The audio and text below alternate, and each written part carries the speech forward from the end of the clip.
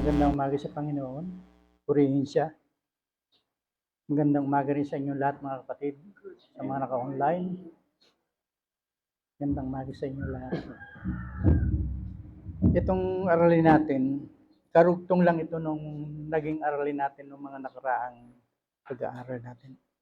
Kasi sabi po dito sa ating aralin, sa dyan po. sige, pakibasa mo na kapatid. Sabi po sa ating aralin,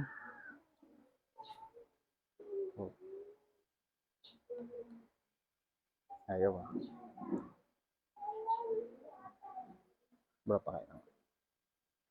At pagkaraan ng 8 araw ay muling nasa loob ng bahay ang kanyang mga alagad at kasama nila si Tomas.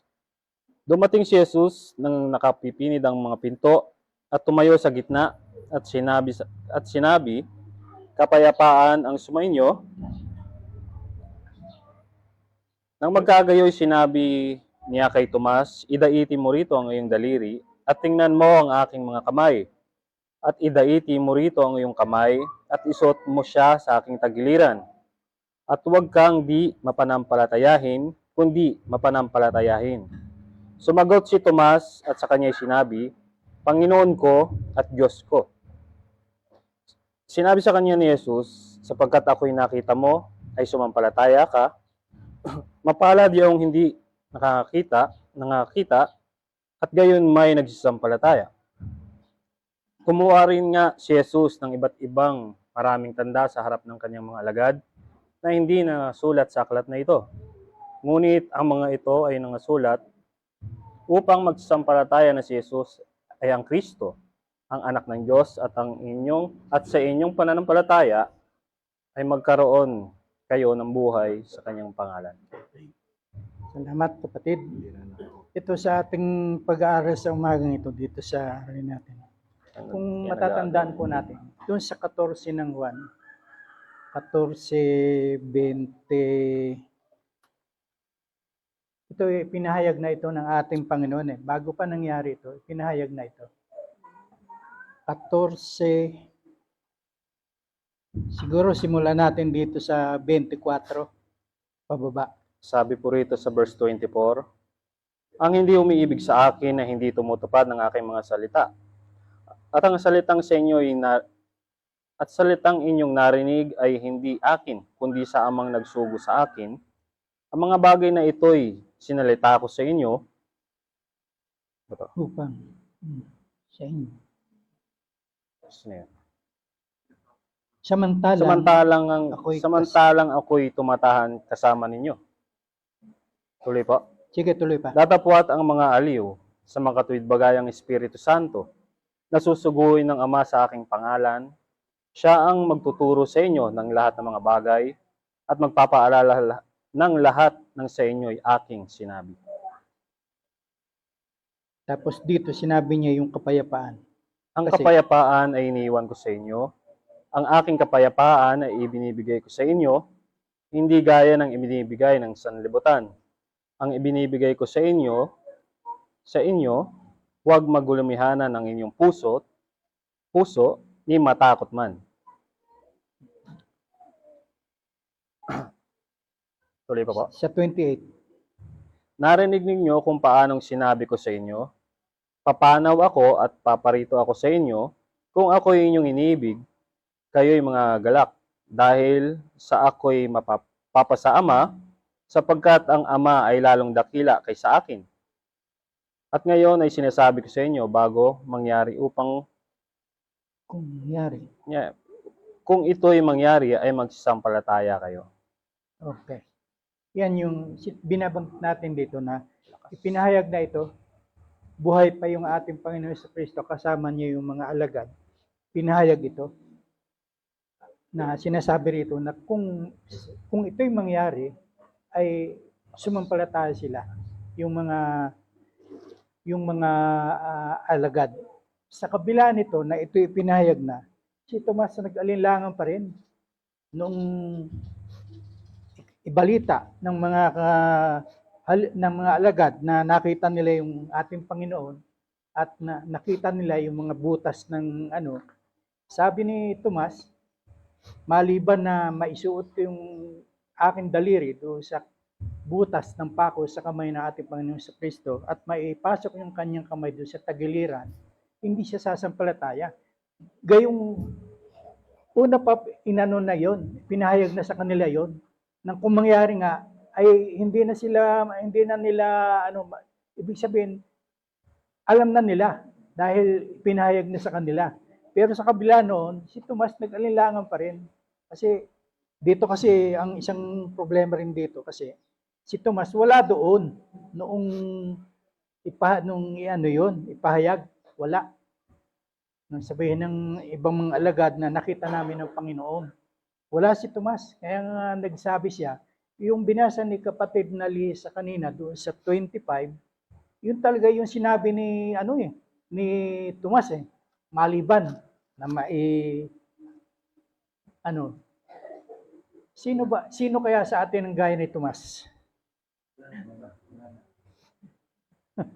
Na kung hindi makita talaga yung hindi sila maniniwala.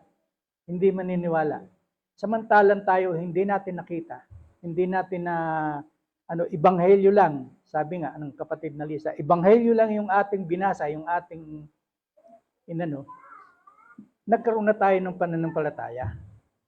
Yun ang pagkakaiba natin sa kay Tomas. Pero ito, nung makita ni Tomas, yung kanyang sinabi na maliban na maipasok niya pati yung kamay niya sa tagiliran, doon lang siya nagkaroon ng pananampalataya kasi nakita niya talaga nakita na niya ng personal yung nangyari sa ating Panginoon Kristo na nabuhay talaga. Kaya doon siya lang sumampalataya. Pero nung hindi pa niya nakita ito, hindi siya sumasampalataya. Hindi siya sumasampalataya. Marami ang Kristiyanong ganun. Na kung hindi makita yung tanda, hindi sila sasampalataya. Kinakailangan munang makakita sila ng pruweba bago sila sumampalataya. Ay samantalang ang pananampalataya ay sa Hebreo, chapter 11:1 ng Hebreo, yung pananampalataya ay kapanatagan ito doon sa mga bagay na hinihintay, sa mga bagay na hindi nakikita.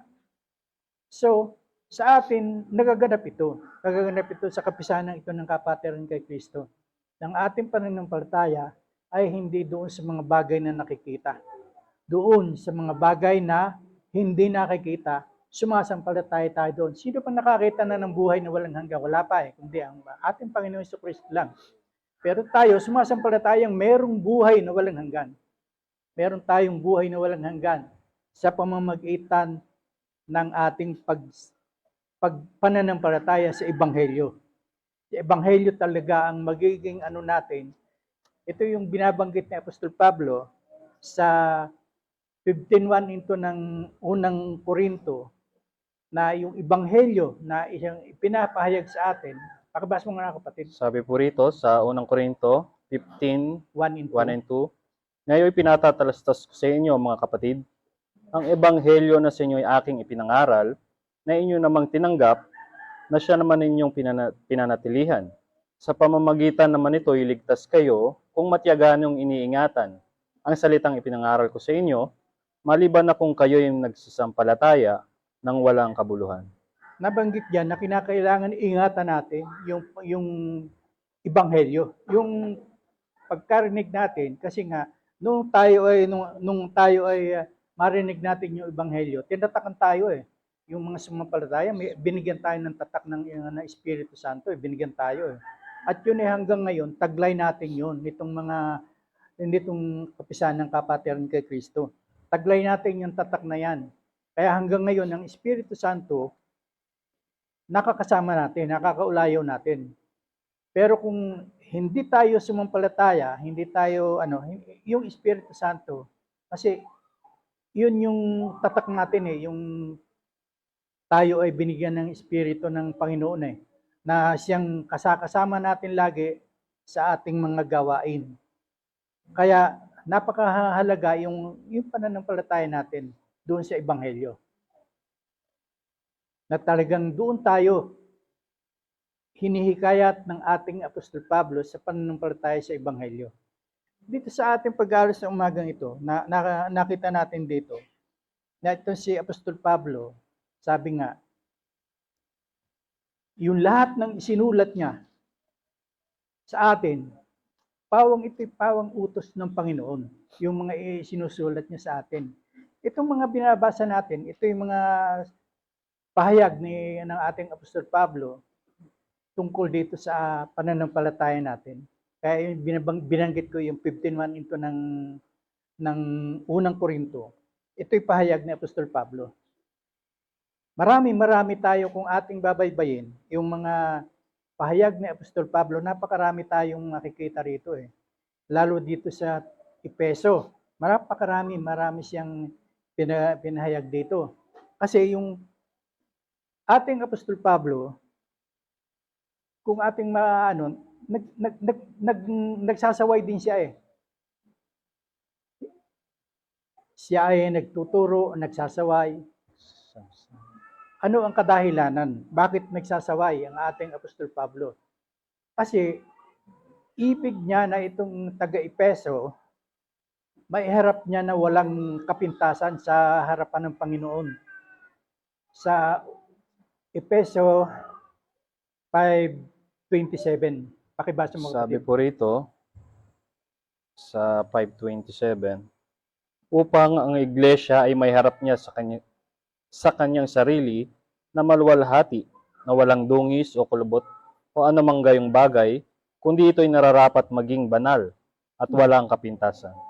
Kasi pag hindi nagsaway si Apostol Pablo, maraming kapintasan kasi itong mga mananampalataya eh. Kahit sa atin, maraming ibig sabihin, maraming maipipinta sa atin na kinakailangan yun ay mawala, yun ay maalis natin, yung kapintasan yan. Kasi bago tayo humarap sa Panginoon, bago dumating yung pagparito muli na ating Panginoon. Kasi yung unang pagparito ng Panginoon upang iligtas ang sanglibutan. Ngayon, yung pangalawang pagbabalik na rito, anong dala niya na pagmuling pagbalik niya? 'Di ba yung paghatol na kasi yung ebanghelyo na ipangaral na sa lahat. Nabasa na ng lahat yung ebanghelyo. Ngayon, ano yung susunod na gagawin ng Panginoon?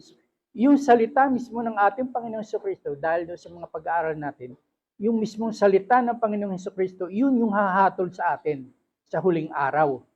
2:16 ng Roma. Sabi ni Apostol Pablo rin yan. Sulat din niya ni Apostol Pablo. Hahatulan tayo ayon doon sa Ebanghelyo. Kaya napakahalaga yung Ebanghelyo, alam natin, nababasa natin, nauunawaan natin.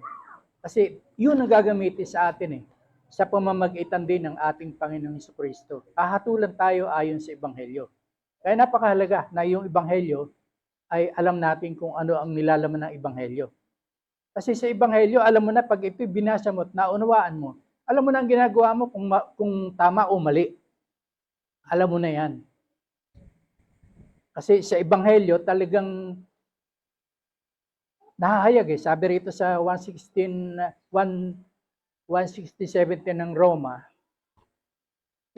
ano yan, tungkol sa Ebanghelyo yan. Pakibasa mo na rin kapatid. Hirap talaga ako magbasa. Lalo't medyo Sabi po rito sa Romans chapter 1, 16-17. chapter 2 po, siguro. Roma 1:16. 16-17. Sapagkat hindi ko ikinahiya ang ebanghelyo, sapagkat siyang kapangyarihan ng Diyos sa ikaliligtas ng bawat sumasampalataya, unay sa Hudyo at gayon din sa Grego. Sapagkat dito ang katwiran ng Diyos ay nahayag mula sa pananampalataya hanggang sa pananampalataya, gaya ng nasusulat, ngunit ang ganap ay mabubuhay sa pamamagitan ng pananampalataya. Okay. Mabubuhay ang ganap sa pamamagitan ng pananampalataya. Pero dadako tayo dito sa isang talata dito. Sabi nga rito sa ating pag-aaral, dito sa 20,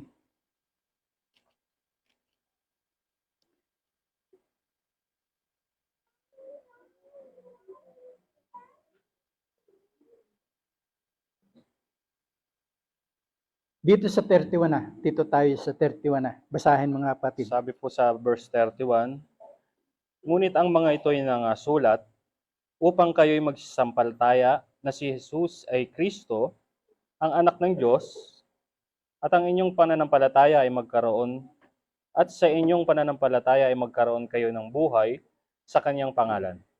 Ito po yung isang ano natin, hindi natin ito pwedeng mapasubalian itong salitang ito kasi doon sa gawa, 4:12 ng gawa, walang ibang pangalan talaga na pwedeng ikaligtas natin eh. Walang ibang pangalan na ibinigay sa silong ng langit na sukat nating ikaligtas. Pakibasa mga kapatid. Sabi po sa chapter 4 ng Gawa, verse 12, at sa kanino mang iba ay walang kaligtasan, sapagkat walang ibang pangalan sa silong ng langit na ibinigay sa mga tao na sukat nating ikaligtas. So doon laang sa pangalan ng ating Panginoon Jesucristo, doon laang tayo merong kaligtasan.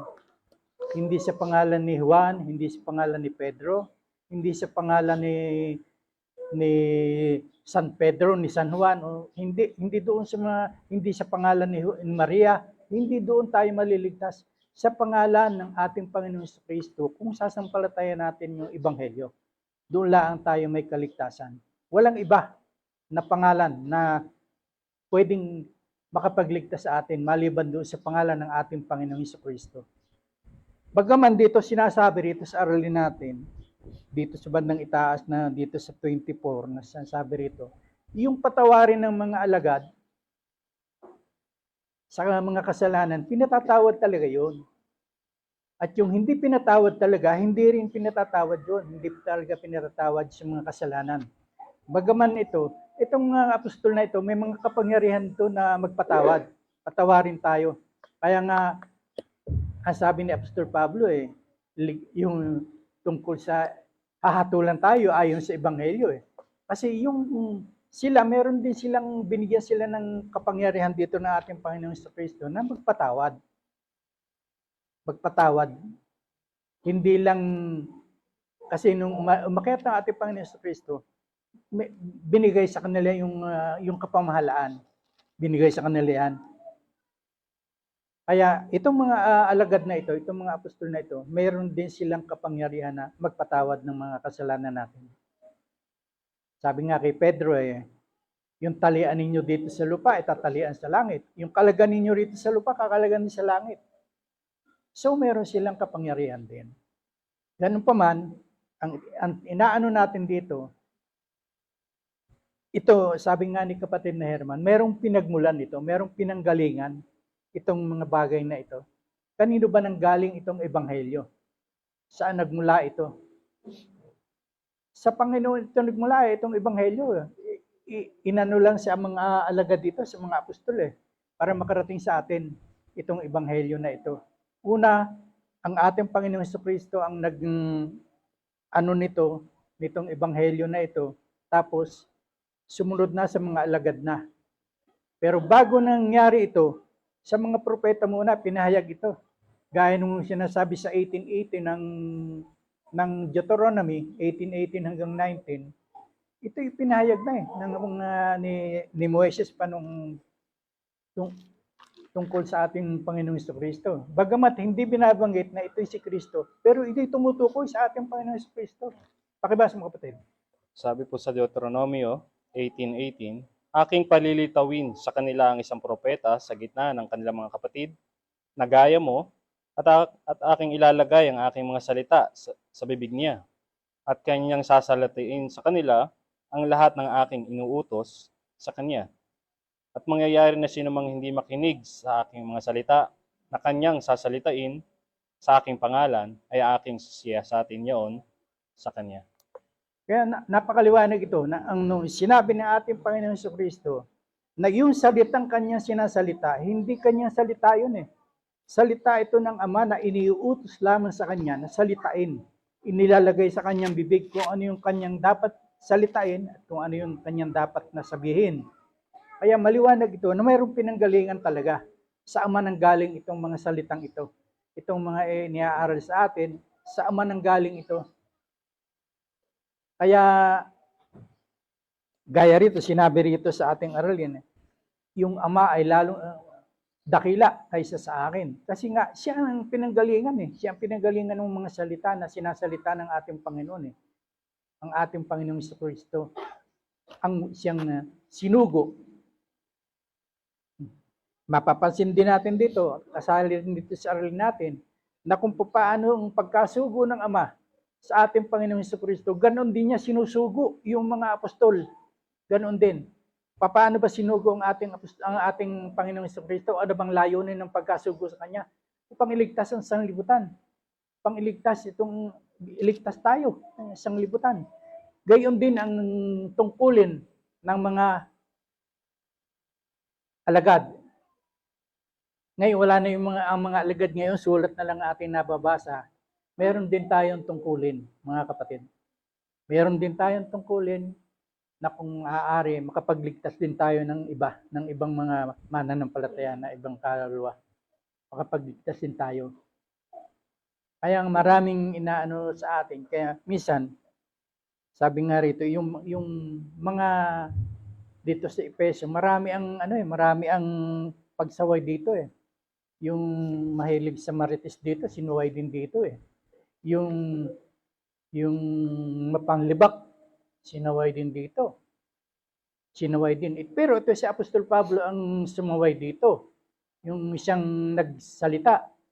Kasi nga, yung kanya sinulat, yung kanya sinasalita, pawang utos din ng Panginoon yan, hindi lang sa kanilang sarili. Gaya rin namin, kami nagsasalita rito, hindi rin amin sariling salita ito eh. Salita rin ito ng Panginoon na nasusulat na rito, ipinapaabot din lang namin sa inyo. Tungkol doon sa sulat pa rin ni Apostol Pablo, dito sa taga-Hebreo, meron din siyang sinasabi rito eh, sa 12. Kasi sa pagsaway, talagang minsan yan nagkakaroon ng problema sa pagsaway eh. Kapag hindi naunawaan ng sinasaway at hindi marunong tumanggap yung sinasaway, nandiyan yung problema eh. Nandiyan yung problema. Pero kung ang sinasaway, marunong tumanggap, walang problema dyan eh. Kasi sa paghahayag ng salita, wala namang problema eh. Wala namang tayong nakikitang problema rito eh. Ngayon dulaan sa pamumuhay natin, doon tayo nakakakita ng meron na tayong dapat na alisin. Meron na tayong dapat na punahin. Kasi ang ibig ng ating Apostol Pablo, yung maiharap yung iglesia nang walang kulubot o walang anumang maipipintas. Ibig sabihin, banal tayo na maiharap yung iglesia. Kaya nagsasabay. Kasi nga, kung nakikita mo at hindi mo sinasaway, anong silbi na ating pagiging bantay? Sabi sa Jeremiah, tayo ay bantay. Magbantayan tayo sa isa't isa. Kung nakikita mo ang iyong kapatid, may mga bagay nang dapat na sawayin mo. Dapat sawayin. Kasi kapintasan yun eh. Pag dumating ang ating Panginoong Kristo, taglay mo yung mga bagay na yun. Let's say, halimbawa, yung pagiging marites, taglay mo yan, kapintasan yun. Ay ang gusto ng Panginoon, ang gusto ng ating Apostol Pablo at gusto ng ating Panginoon, tayo ay maiharap na banal at walang kapintasan. Yung lahat ng isinulat dito ni Apostol Pablo, ito hindi kanyang salita, kundi ito'y utos ng Panginoon. At siguro dumating yung oras na kailangang ibigay ko na sa ating MC. Marami sana tayong gustong talakayin, pero dumating yung oras. Tayo ay medyo may respeto tayo sa oras. Purihin ng Panginoon, magandang umaga sa inyo lahat mga kapatid.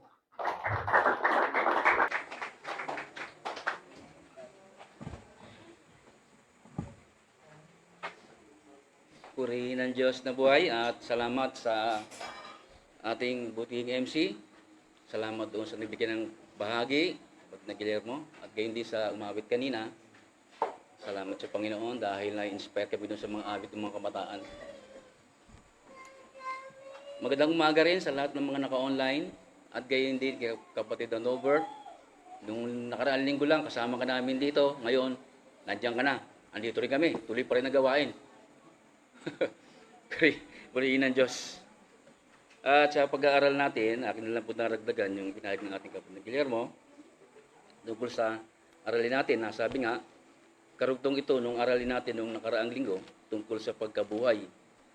Dito, sa tagpong itong makikita natin na yung doon sa verse 26, pagkaraan ng 8 araw ay muling nasa loob ng bahay ang kanyang mga alagad. Ibig sabihin, kasi nung magpakita ng ating Panginoong Hesukristo, nung una, ay araw din ng unang linggo.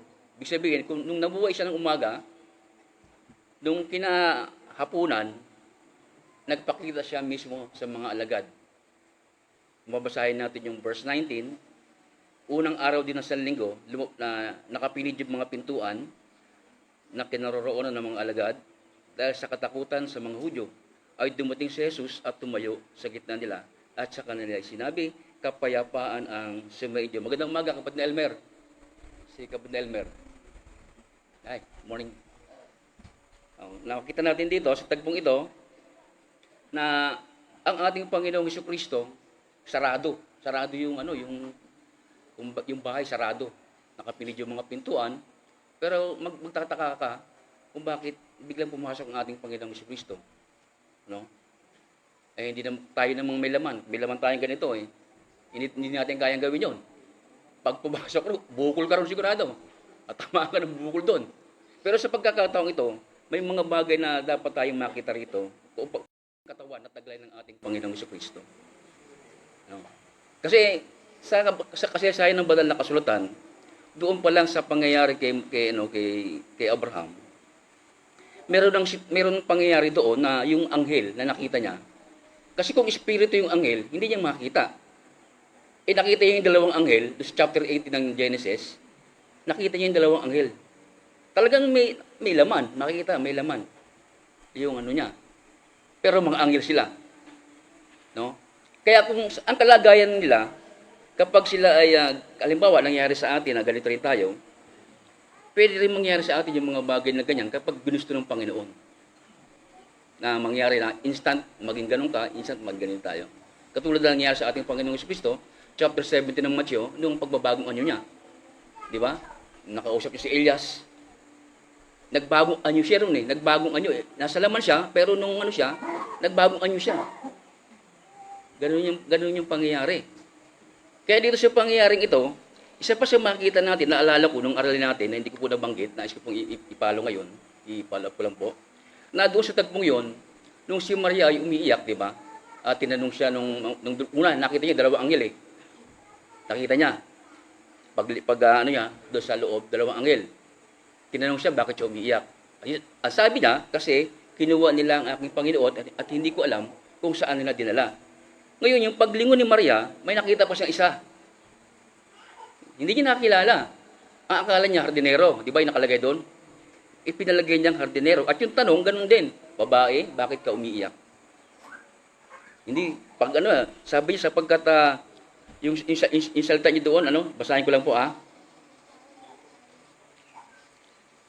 sa 13, at sinabi sa kanya, sinabi niya sa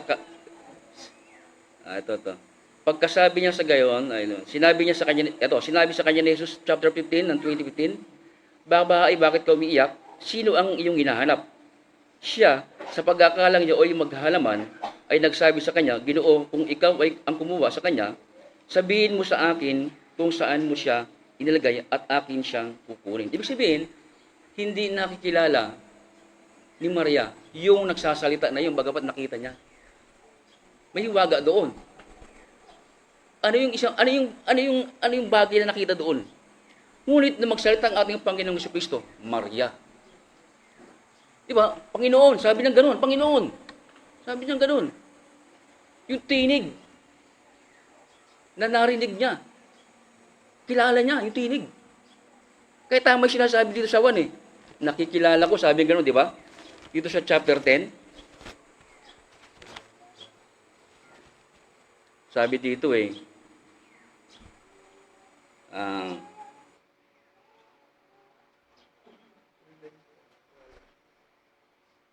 sa 10:3, binubuksan siya ng bantay pinto, dinirinig ng mga tupa ang kanyang tinig, at tinatawag ang kanyang sariling mga tupa sa pangalan at sinihatid sa labas.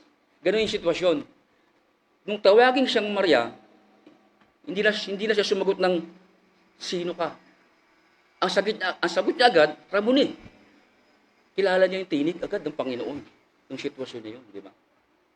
Kaya ganyan din tayo, mga kapatid. Kilala tayo ng Panginoon at kilala din natin ang Panginoon. Kilala natin paano na itong mga salita na ipinahayag sa umagang ito, itong mga salita na isulat dito ay pawang salita ng ating Panginoon. Bagamat hindi lahat, may salita rin naman ang kaaway dito at ang tao. Pero malimit, karamihan, mostly, salita ng Diyos itong mga nakasaad dito na ating sinasampalatayanan. Di ba? Sinasampalatayanan.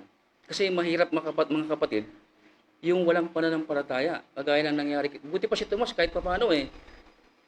Ang salitang Tomas kasi, naalala ko kanina, konting patawa lang po Yung pangalang Tomas kasi, ang ibig sabihin, Didimo, di ba? Ang ibig sabihin nun, mahilig mag-alinlangan. Yun ang ibig sabihin nun. Kaya naalala ko si Tom, yung nakapit na Froilan. Sabi ko si Tom, buti na lang kako, hindi dilagyan ni Pong ng AS yung muli. Hindi, Tomas, magiging Ruth. Pero yung anak niyang isa, si Ruth, napakaganda. Kasi pag sinabing Ruth, mabait na babae. Yun ang ibig sabihin nun. Kaya may mga kahulugan niyan, yung sinasabi niyan. Kaya si Didimo, ang ibig sabihin ni Didimo, hindi manampalataya. Kaya pag nagkaanak kayo, wag kayong mga babae. Huwag kayong tawag ng Tomas. Iwasan niyo yung pangalan ng Tomas. Gusto ko, ito na yung tagpo na nakita natin dito. Na ngayon, yung dumating ngayon ang ating Panginoong Jesucristo sa pangalawang pagpapakita niya after 8 days. Ito na yun, pinag-aaralan natin ngayon. Pagkaraan ng 8 araw, muli siyang nagpakita. At ito na yung tinatalakay natin ngayon. Ang sitwasyon o pangyayari, halos ganoon din, nakapilit ang pintuan. Pero siya po ay nakakapasok. Kasi nga, ang taglay ng katawang panlangit na. Kaya nga sabi natin, itong taglay natin, katawang lupa to Merong ibibigay sa ating Panginoon. Katawan din, pero panlangit na. At pwedeng mangyari sa atin, kung lulawin ng Panginoon, yung mga bagay nito, na pwede rin tayong tumago sa ganyan kung lulawin ng Panginoon. Pwedeng mangyari. Kasi ang sitwasyon kasi natin ngayon, babaguhin tayo, di ba? Babaguhin naman tayo Naniniwala ba kayo na babaguhin tayo ng Panginoon? Oo. Kasi nga, ang daman at dugo, hindi ito magmamana ng kaharian ng Diyos. Alin yung magmamana? Yung ibibigay sa atin ng Diyos na katawan. Yun yung dapat na pakanasain natin. Kasi yun yung makalangit na katawan. Yun yung dapat na hangarin natin, na masuot natin yung mga bagay na ito. At ngayon, makikita natin yung salitang kay Tomas. Si Tomas agad tinarget ng ating Panginoon Kasi bakit? Ito yung nagsabi na, malibang aking makita sa kanyang mga kamay ang butas ng mga pako at maisuot ko ang aking daliri sa butas ng mga pako, maisuot ko ang aking kamay sa kanyang tagiliran, hindi ako sasampalataya. Meron palang ganung tao, nakasama ng ating Panginoong Kristo, gumawa ng mga bilagro, gumawa ng mga bagay na nagbangon ng patay, di ba? Lumakad sa tubig, gumawa ng maraming himala, pero meron pa rin ganun. Hindi pa rin lubusang sumampalataya si Tomas. Ngayon, bakit dumarating sa atin yung ganyan? O sa tao yung gano'n na hindi nananampalataya? Hindi siya lubos na nananampalataya. Kasi meron gano'n Kung tatandaan ninyo, si Pedro, na binanggit din ng ating protektor, na pinakalimbawa niya, may sinabi ang ating Panginoong Jesucristo, di ba? Kakaunti ang iyong pananampalataya, sabi niya gano'n. Ano yung sinabi yun? Basahin ko lang po Dito sa chapter 14 ng Matthew, ang sabi dito ng ating Panginoong Jesus, sa 14:31 ng Matthew, sabi dito, at pagdakay, iniunat ni Jesus ang kanyang kamay at hinawakan siya at sa kanya sinabi, ikaw nakakaunti ang pananampalataya, bakit ka nag-alinlangan? Diba? Nung lulubog na si Pedro, inabot ng ating Panginoong Kristo, ang sabi sa kanya, ikaw nakukunti ang pananampalataya, bakit ka nag-alinlangan? Diba? Yun ang sabi. Kaya ito, sa pag-aaral natin ngayon, Si Tomas ang sentro ng ating pag-aaral natin ngayon at ang ating Panginoong Kristo na nagkaroon sila ng mga bagay na usapan dito o ano sila. Kasi nung makita ni Tomas, hindi ko alam kung naitingnan ni Tomas yung kanyang yung kamay sa tagiliran ng ating Panginoong Kristo. Baka nga hindi pa niya nakita. Nung makita lang niya ang Panginoon, nagulat siya eh. Kaya ito yung pinagtatalunan ng ilang mga samahan na tungkol sa pagka-Diyos ng ating Panginoong Kristo. Nang sabihin kasi ni Tomas, Panginoon ko at Diyos ko, nagulat daw si Tomas.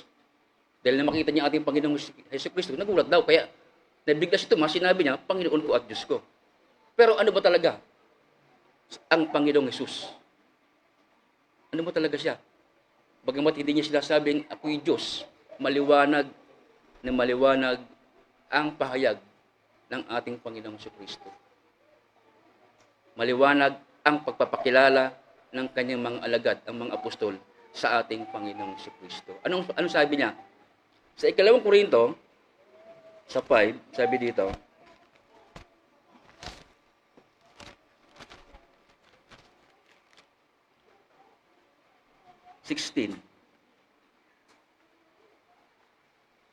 Kaya nga mula ngayon ay hindi na namin nakikilala ang sinuman ayon sa laman. Bagamat nakilala namin si Kristo ayon sa laman, ngunit sa ngayon hindi na namin nakikilalang siyang gayon.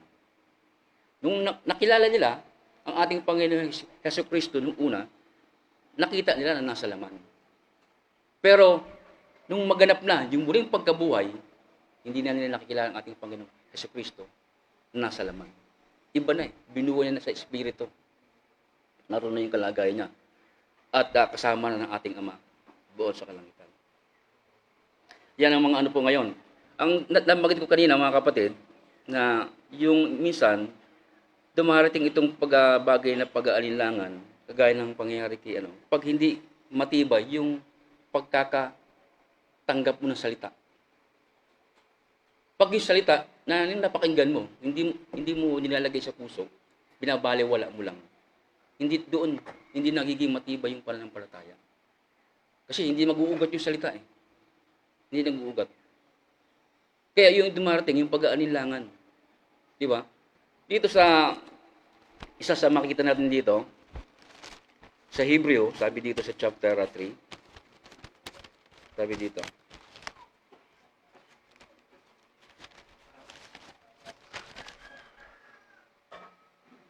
hindi. 14. 3:14. Sapagkat tayo'y, hindi. Hindi ito. Chapter 10.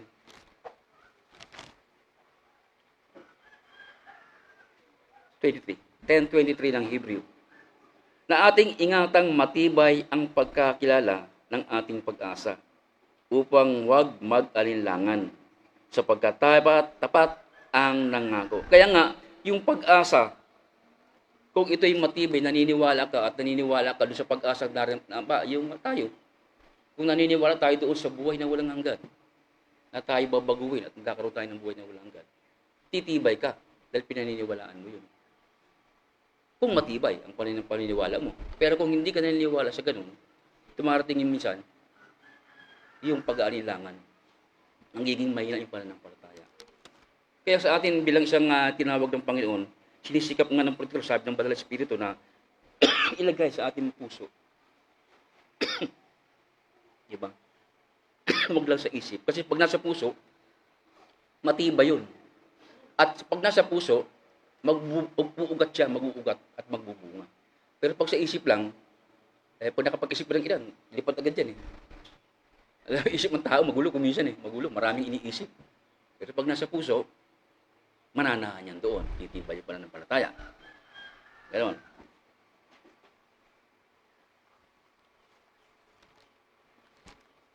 Tuloy natin yung atin. So what? Sabi dito,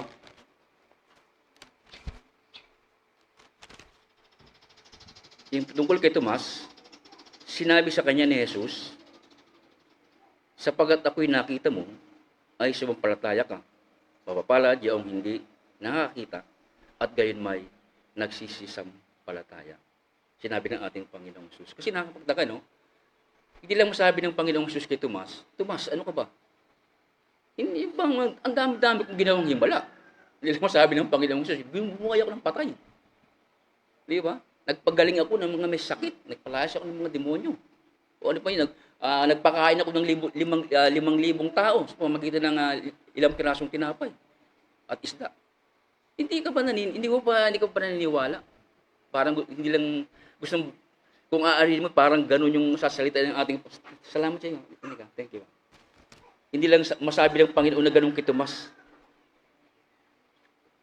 Kung Tomas na ito rin yung nagsabi sa ating Panginoong Jesucristo na sabing gano'n, sige, pumaroon tayo para mamatay tayo.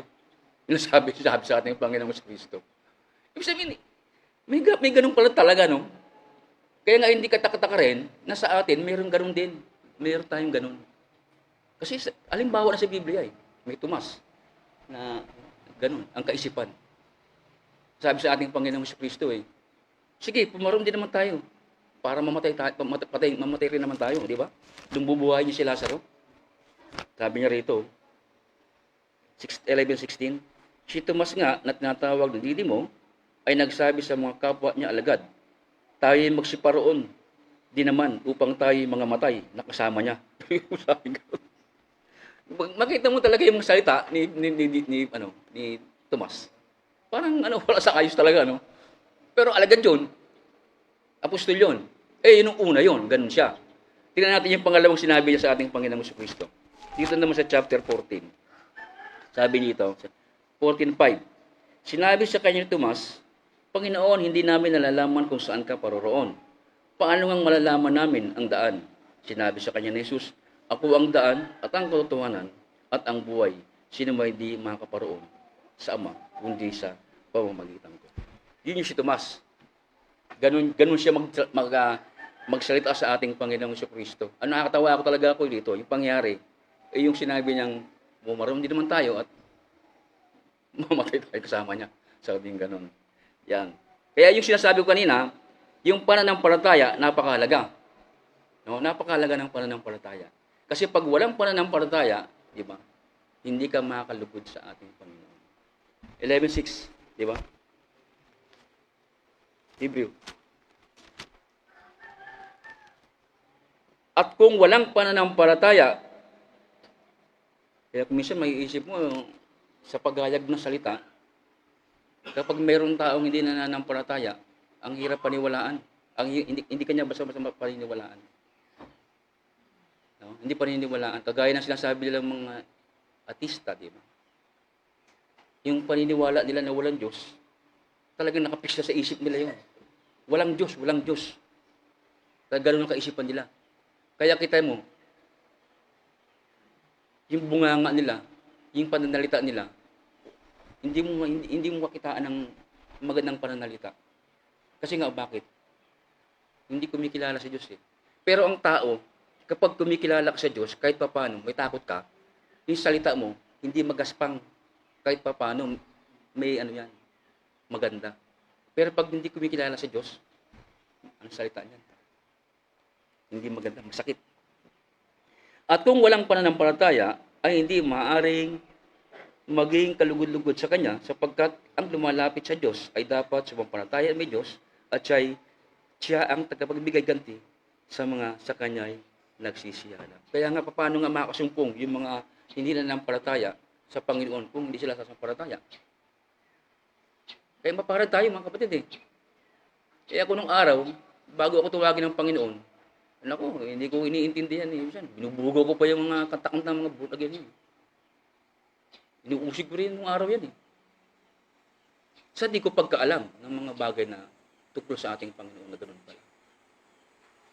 Inuusig ko rin yung araw, hindi ko pinapansin yung araw yan. Pero nung kahabagan ako ng Panginoon na ako ay tinawag, biro mo, kagaya ng mga pagtuok sa inyo, nagiinuman kami ng mga panahon na yun May gawain ng kabataan Nagiinuman kami. Walang gitarista. Yung mga gawain nila ng mga bata. Yung isa kong pinsan na maliit, kasali doon. Ang ginawa, pinuntahan ako sa inuman. Sabi niya, kuya, sabi niya gano'n. Tinatanong ni Jack, kung pwede ko rin mag-gitara. Ayun. Kilala kasi ako sa amin kasi gitarista akong araw sa amin. Sabi ko, lasing na ako eh. Nakainom na ako. Oh, sige, sabi ko, sige. Dito, punta ako rin sa ano nila, kanta. Ang kanta pa nun salamat sa Panginoon eh. Sabi ko, kayang-kaya ko yan. Sabi ko, kasi naririnig ko na kayang-kaya ko yan. Sabi ko, mag-gitarahan ko. Hindi ko alam, doon na pala hipuin ng Panginoon yung puso ko, nung panahon na yun. Kasi habang inaawit nila yung kantang yun, parang may tumatago sa puso ko na ano. Ano ba itong nararamdaman ko? Sabi ko, parang naiyak ko, sabi ko gano'n. Parang nabe-bless ako sa kanta. At doon nagsimula na magkaroon ako ng pananampalataya. Nung tawagan ako ng Panginoon.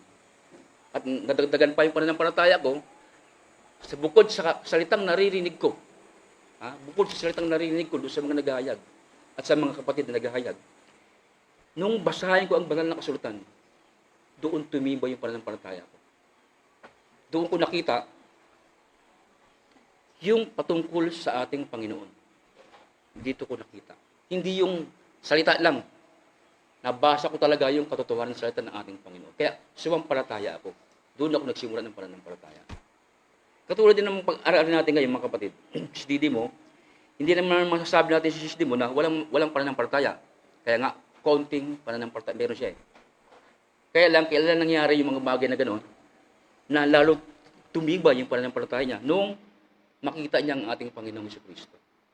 Sa pangangaral ng ating Panginoong Jesucristo naman talaga, mas gumawa siyang napakaraming tanda, hindi rin siya masampalataya Tignan mo dito dito rin sa 1, meron akong babasahin dito. Dito sa chapter 2, 23. Nang siya nga'y nasa Jerusalem, ng Pasko sa loob ng panahon ng kapistahan, ay marami ang mga nagsisampalataya sa kanyang pangalan pagkakita ng kanyang mga tandang ginawa. Sumampalataya sa ating Panginoong Jesucristo. Bakit? Sa pamamagitan ng tanda o yung mga ginawang tanda. Diba? Ganun yung sinasabi. Ito naman sa 4:48 ng 1, sinabi nga sa kanya ni Jesus, malibang kayo yung makakita ng mga tanda at mga kababalaghan, hindi kayo magsisipaliwala sa anumang paraan. Ito yung mga taga saan? Taga Kana. Galilea. Taga Galilea, Kana. Sabi niya, malibang kayo yung makakita ng tanda, hindi kayo magsisipaliwala. Ganun talaga tao Kagaya binanggit kanina ating kapatid Guillermo. Ang tao ganun. Malibang makita mo, saka ka lang maniniwala. Sa atin, hindi ganun. Hindi ganun tayo. Bagamat hindi natin nakikita, sumasampalataya tayo sa mga salita ng ating Panginoon. Ganun tayo. At sabi ganun, mapapalad yung ganun. Bagamat hindi nakita, pero sila ay nagsisampalataya. Pag pinag-usapan natin dito, yung sinasabing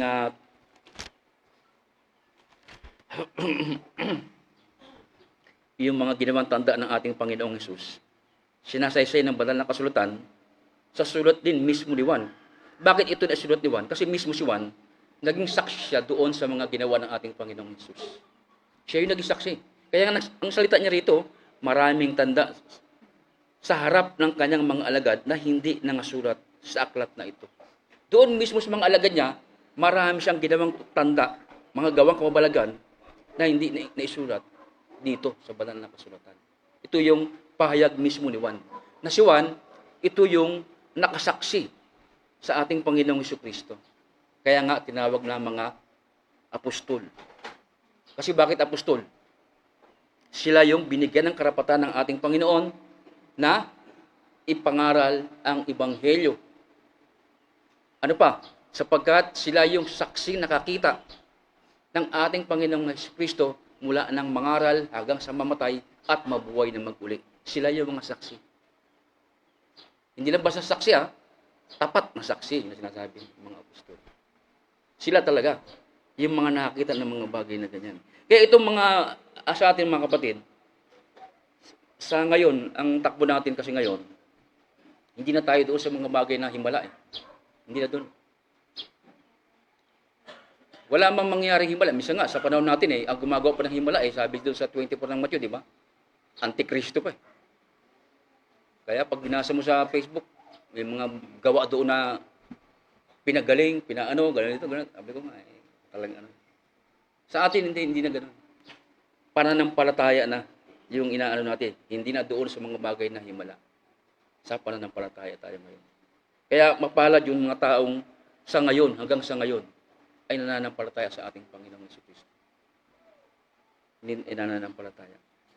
Huwag lang tayong sa mga kapatid, itong sa pag-aaral natin ngayon, maraming kasaysayan ito na makita natin dito kay Tomas. Isa sa masasabi natin kay Tomas, yung sinabi doon sa chapter 24 ng Lucas, ang talata ay 25. Ganito po mga kapatid At meron din mga taong ganito. Pag sabi nga ni kapatid na Guillermo kanina, nagtatanong siya, kung sino sa atin yung ganito. Meron pa tayong ganito pa sa atin. Ito, sabi dito, at sinabi niya sa kanila, o mga taong haling, makupad ang mga pusong magsasampalataya. Hindi sampalataya, makupad daw. Hindi agad sumasampalataya. Ibig na makikita ka na ng sinasinaysay na yung patungkol sa ating Panginoong Jesucristo. Ibalita na siya ay nabuhay. Hindi pa rin naniniwala. Kaya ni Didi mo, mali mo makita ko siya ako maniniwala, sabi niya gano'n. Haling at makupad ang mga pusong nagsisampalataya sa lahat ng salita ng mga propeta. Pinatungkulan siya, mga taong haling at makupad ang pusong magsisampalataya sa lahat ng salita ng mga propeta. Sa atin naman, klarong-klaro na Kaya nga sabi ng banal na Espiritu, madalas sabihin sa atin, punong-puno na tayo ng karunungan. Diba? Sabi nga noon, umaapaw pa nga yung karunungan na nasa atin Pero pag minsan, bakit may mga bagay pa rin na nadadag pa rin tayo na ayaw natin sumampalataya? Mayroon ganun pangyari. Mayroon tumarating yung mga bagay na ganun. May alinlangan pa rin. Mayroon pa rin. At yung mga bagay na ganyan, hindi mabuti yan. Habang pagtakbo natin ngayon, hindi mabuti na taglay mo yung pananampalatayang ganun. Na minsan, para kang alon. Nananampalataya ka, hindi naman nananampalataya. Nampalataya ka, delikado yun. Delikado yung ganun. Dapat ang pananampalataya na taglay natin, kung maaari, constant na. Hindi baling maging constant, wag nang babawas. Wag nang babawas yung pananampalataya natin. Kung pwede nga, paangatin pa natin yung pananampalataya natin. Kasi yung pananampalataya, ito talaga yung isa sa magiging weapon natin sa pagharap sa ating Panginoon. Yung pananampalataya ito yung naalala ko si kapatid na noon Sabi niya gano'n. Hindi lang basta pananampalataya. Alam natin yan dito ko natutunan yan Kasi pinanggalingon kasi meron ding pakinabang Di ba? Parang sasalita nga ako, binibigyan nga ako ng sobre Pero dito, sa kapisanan ito, pananampalataya, na gumagawa na may pag-ibig. Yun yung sa atin na taglay dapat natin ngayon yun. Yun yung ating pananampalataya. Hindi lang basta pananampalataya, kailangan gagawa tayo. Gagawa tayo. 5:6 Galatia, sapagkat kay Kristo Jesus, kahit ang pagtutuli ay walang kabuluhan, kahit man ang di pagtutuli, alin daw yung mahalaga? Kundi, ang pananampalataya na gumagawa sa pamamagitan ng pag-ibig. Kaya pag may pananampalataya ka, gagawa ka. Gagawa ka, laki pa mo ng pag-ibig, baka may tumutulong ka, napipilitan ka lang. Kailangan pagtulong, bukal sa puso yan. Talagang bukas ang puso mo. Walang anumang ano-ano. Yun ang gusto ng Diyos. Katulad ng ginawa ng ating Panginoong Jesucristo. Hindi tayo hiningan ng kapalit doon sa kamatayan na binigyan niya yung buhay niya. Wala siyang hinihinging kapalit sa atin. Di ba? Kaya nga sabi ng Panginoon mamili ka, buhay o kamatayan. Nasa iyo yun. Kung gusto mo sumampalataya, salamat. Kung hindi ka sumampalataya, wala ka ng Panginoon doon. Pero ang gusto ng Panginoon, manampalataya ka at magkaroon tayo ng buhay na walang hanggan. Yun ang gusto ng Diyos sa atin. Yun ang gusto ng Diyos sa atin. Sa pag-aaral natin, mga kapatid, napakalawak na kasi ng pag-aaral natin patungkol dito sa pagkabuhay ng maguli. Ilan lang sa mga highlights dito na makita natin, mga kapatid, yung salitang sinabi ni Maria, ni Magdalena sa ating Panginoong Kristo. Huwag mo akong hipuin. Sinabi niya gano'n. Na kinote naman ni Jose Rizal yan sa Noli Me Tangere. Doon kinuha yan. Huwag mo akong salingin. Bakit sinabi ng Panginoong Jesus kay Maria Magdalena? Huwag mo akong hipuin. Hindi pa ako maparoon sa aking ama, yung ama, Diyos at yung Diyos. Kasi banal yun eh. Hindi mo tao, pag tao ka, merong taglay tayong karumihan eh. Kaya nga naalala ko, pag bumaba ang banal ng protector, pag tinahawag ka ng protector, panay linis na gano'n eh. Sabi ko, marami palang dumi. Sabi ko, gano'n.